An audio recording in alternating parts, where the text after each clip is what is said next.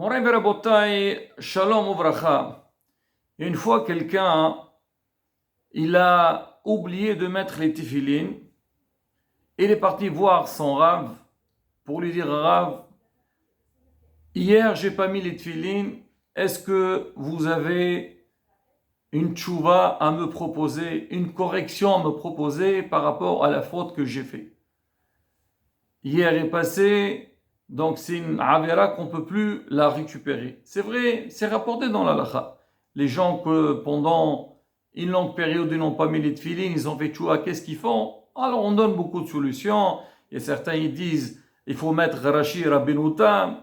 Alors il y a énormément de solutions qu'on donne à ça. Mais ce Rav, il a dit à la personne: étudiez la chot tefilin. La personne n'a pas compris. Il dit: quel rapport? Rav, moi j'ai pas mis les tefilines. Alors maintenant je veux une correction. Il a dit quoi? Parce que on dit que l'imoud Torah, l'étude de la Torah, elle remplace, elle a le potentiel de toutes les mitzvot. Le Rav lui a dit: c'est vrai, tu as raison. C'est marqué que un Baal Teshuvah, quelqu'un qui a fauté dans sa vie, et il y a des fautes qu'on ne peut pas les corriger, on ne sait même pas avec qui on a fauté. On dit que Talmud Torah keneged kulam. Il faut étudier la Torah. Mais il lui a dit: je t'ai donné ce conseil, c'est parce que qui c'est qui néglige? C'est qui faute? C'est quand on ne donne pas l'importance à la chose. Si toi tu donnes une grande importance à la mitzvah des tefilines, jamais tu vas arriver à un stade d'oublier de mettre les tefilines. Dès le petit matin, dès que tu te lèves le matin, tu sais que ma journée ne peut pas commencer si j'ai pas mis mes tefilines. Mais si toi tu as dit: je mettrai tout à l'heure, je mettrai tout à l'heure, je mettrai dans le travail, et dans le travail tu dis que je mettrai dans la pause, c'est que tu n'as pas donné une importance à cette mitzvah-là, et c'est pour ça que tu as négligé. Tu n'as pas fait exprès, mais il y a eu une négligence dans cette chose, parce que tu ne connais pas la valeur de la mitzvah. Quand tu vas étudier, tu vas comprendre le vrai sens de la mitzvah et tu verras à partir de maintenant, tu ne feras plus cette faute. Et bien, on le voit aussi dans beaucoup de domaines de la vie. Des fois, l'homme, il néglige, mais le jour qu'il a été puni, ou l'année où il a vu que celui qui a négligé telle et telle chose et comment il a été endommagé, là, il va dire: je fais attention et dès maintenant, je ferai plus d'efforts à ce sujet-là. Alors on est dans une période, on parle sur l'année de la Teshuvah. C'est normal, on est dans le mois de Elul, on se prépare à Yom Hadin, donc on a besoin de faire Teshuvah. On est tous conscients qu'il faut arriver prêt et préparé pour Yom Hadin. Mais Rabotai, toujours dans le même sujet qu'on a dit, l'homme, pour qu'il ait envie de faire Teshuvah, on est conscient, on sait tous, même celui qui néglige, il sait qu'il est fautif. Il sait qu'il devait faire les choses différemment. Mais tout le temps qu'on n'a pas étudié le lien de la Teshuvah, l'importance de la Teshuvah, la place de la Teshuvah dans le judaïsme, jamais l'homme il fera les efforts nécessaires pour que Be'ezrat Hashem il arrive au but. Là aujourd'hui on va essayer de rapporter quelques points au sujet de la Teshuvah et comprendre sa vraie sens. Déjà, pourquoi le mois d'Elul? Certes, on dit qu'il faut faire une grande Teshuvah le mois d'Elul parce qu'on se prépare à Yom Hadin, on va être jugé, et on dit à Kol olech hare hatum. Tout y va selon la fin. Si Hachem y voit qu'on prend les choses au sérieux, il dit: bon, je vais leur donner une autre chance. Mais Rabotai, c'est marqué dans les Sfarim que pendant cette période de Elul, on dit la force de la miséricorde dans le ciel, elle augmente. Elle est beaucoup plus puissante que tout le long de l'année. Ça veut dire, dans l'année quand quelqu'un, il demande il demande à Hachem qu'il soit miséricordieux avec lui. Hachem de nature, il est miséricordieux. Mais il n'est pas aussi miséricordieux dans l'année que pendant le mois de Elul. C'est pour ça qu'on nous dit, cette période-là, il faut essayer, il faut chercher à revenir vers Akadosh Baruch.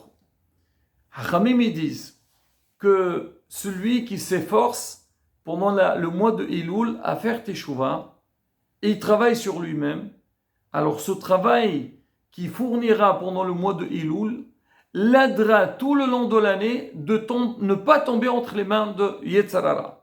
On sait que nous, on a une guerre constante avec Yetzer Hara. Tous les jours, chaque matin quand on se réveille, Yetzer Hara, il sait qu'il a un grand travail à faire pour faire couler, faire tomber l'homme pour faire des averot, pour faire des péchés. Alors on dit, si tu veux avoir une force pour combattre ton Yetzer Hara tout le long de l'année, essaye de travailler pendant ce mois-ci. Ça veut dire un travail intense pendant le mois de Elul. Ça aide la personne que Bezrat Hashem tout le long de l'année. Donc Yetzer Hara, il soit affaibli et tu auras moins de tentation de suivre le Yetzer Hara. Hachamim, ils disent que le mois de Elul, il est comparé à quoi? Il est comparé au cœur et le cerveau. On dit l'homme que son cœur, il est en bon état et son cerveau, il est propre, il est bien. Alors son corps, il fonctionne très bien. Mais il y a des problèmes au niveau du cœur où le cerveau, il est un petit peu perturbé. Là, tout le corps est perturbé. Pareil aussi pour le mois de Elul. Quand la personne, elle fournit un grand travail pendant le mois de Elul et elle essaie de briser le Yetzer Hara, Be'ezrat Hashem, elle aura une tranquillité tout le long de l'année pour que Yetzer Hara ne le casse pas. Plus que ça, Rabotai. Hachamim, il dit, c'est marqué dans Tana Deve Eliyahu. Il dit, HaKadosh Baruch Hu, Yoshev Umtzape. HaKadosh Baruch Hu, il attend quand est-ce que ses enfants fassent Teshuvah pour qu'ils construisent le Beth HaMikdash. Nous, des fois, on a l'impression que la Teshuvah, donc c'est un devoir que nous on doit faire, et Hachem, regarde, tu as fait Teshuvah, donc tu es pardonné, tu n'as pas fait Teshuvah, tu es puni. Mais Hachem de son côté, donc il n'a rien à faire. On dit non, Hachem tous les jours, il attend quand est-ce que mes enfants ils font Teshuvah. Il attend, il veut, parce qu'il a envie que ses enfants soient dans la bonne voie. Il a envie de construire le Beth HaMikdash. Donc chaque jour, il se dit, est-ce que mes enfants, ils vont faire tchouva aujourd'hui ou pas? Le Rav Rabbi Haim Falaji, Zecher Sadeh Kadosh Bracha, il dit, quand je lis ce passage, il commence à pleurer. Aini aini yorda maim. Mes yeux, ils font couler des larmes. Pourquoi? Il dit, quand un homme, par exemple, il attend son fils, il n'est pas rentré. Ça arrive des fois, les enfants, ils sortent, ils ne sont pas encore rentrés. Ou il dit une femme que son mari, il est parti, il n'est pas encore retourné. Il y a une inquiétude qui se met chez la personne, chez le papa ou chez la dame. Quand est-ce qu'ils vont revenir? Alors ils commencent à s'angoisser un petit peu sur l'état de la personne qu'ils attendent. Et il a dit à Rabotai, déjà l'homme, l'être humain, regardez comment on s'angoisse, on n'est pas bien. Parce que on veut qu'ils viennent, ils ne sont pas encore là. Il dit, Boré Olam, tous les jours il attend, quand est-ce que mes enfants ils vont faire Teshuvah? Quand est-ce que mes enfants ils vont revenir?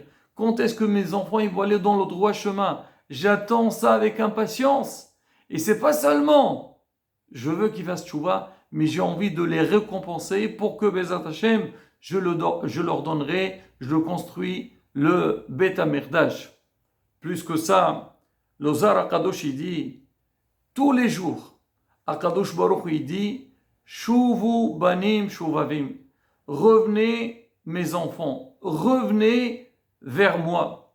Il dit quoi HaKadosh Baruch il proclame, il dit cette phrase, sa voix elle vient sur terre. Elle descend parce qu'en fait le but, c'est pas pour les malachim, c'est pour nous qu'on est sur terre. Il dit les arbres, elles entendent cette voix et elles commencent à trembler. Ils ont tellement peur qu'ils commencent à faire une chanson à Kadosh Baruch Hu, Hashem, Kadosh, Kadosh, Kadosh, toi, c'est-à-dire le créateur du monde. Et là, Rabotai, combien, donc ce message-là, comme il est important pour nous, que en fait, on aurait pensé qu'on nous demande de faire Teshuvah parce que c'est pour notre intérêt, pour éviter la punition. Mais en fait, il n'y a pas que ça. Il y a plus que ça. Ça veut dire quand on essaye de nous corriger, de nous améliorer, on est en train de faire un très grand plaisir à Kadosh Baruch Hu. Et c'est pas seulement lui faire plaisir, c'est satisfaire à Hachem parce que lui, il nous attend de ça. Rabotai, qu'on entend toutes ces paroles-là, de comprendre le potentiel de la Teshuvah. Le Rambam, il dit qu'aujourd'hui, la Teshuvah, elle remplace les Korbanot. On sait que quand quelqu'un il faute à l'époque du Beth HaMikdash, il amène un Korban Hachem, il le pardonne. Il dit aujourd'hui, on n'a pas besoin d'amener de Korban parce qu'il n'y a pas de Beth HaMikdash. La Teshuvah, elle a ce potentiel. Faire Teshuvah, c'est faire plaisir à Kadosh Baruch Hu. Combien l'homme il doit inculquer les paroles qu'on vient de dire dans notre tête pour qu'on comprenne le vrai sens de la Teshuvah et qu'on essaie de nous efforcer le maximum possible.